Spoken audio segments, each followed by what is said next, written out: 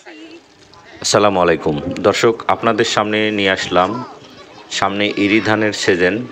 সেই ইরি ধান, এই যে ধানের চারা কিভাবে পরিচর্যা করা হচ্ছে। ধানের চারা একটু বড় হয়েছে, তাতে পানি দিয়ে এবং বিভিন্ন ধরনের সার যেমন ইউরিয়া, পটাশ এবং বিভিন্ন ভিটামিন এই সার দেওয়া হচ্ছে, যাতে এই ধানের চারাটা তাড়াতাড়ি বড় হয় এবং পোকামাকড় বা ঠান্ডাজনিত কারণে নষ্ট না হয়ে যায়। আসুন, এখানে এক ভাই তার বীজতলায় সার দিয়ে চারা পরিচর্যা করছে। আসুন জেনে নেওয়া যাক তার কাছ থেকে। সার দেওয়া হচ্ছে?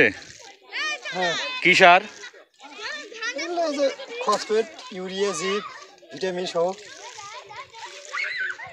আচ্ছা, এটা কি ধরনের চারা এগুলো? এগুলো 28, এটা 28, পাশেরগুলো হাইব্রিড। 28? 28 কতদিন আগে এই চারা ফালা হয়েছে? এই 12 দিন হইতেছে। 12 দিন। এই চারা কতদিন পর তোলা যাবে? এই আর 1 মাস পর ভিঙ্গারা লাগবে। 1 মাস পর জমি গাড়াগাড়ি শুরু হবে। আচ্ছা, এটা কতটুক মানে কিরকম খরচ হয় এই চারা করতে, রোপণ করতে? কেজি বেসনের দামই নাই 500 টাকা।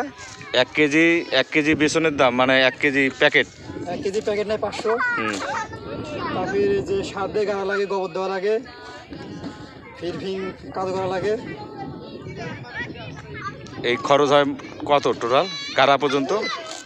প্যাকেটে প্রায় 700-800 টাকা খরচ করে দেয় এক প্যাকেটে। এক প্যাকেটে। এটা দিচ্ছেন কেন? যাতে তাড়াতাড়ি বেসনটা যেন লম্বা হয়, আচ্ছা, পরিপক্ক হয় আর কি। আচ্ছা।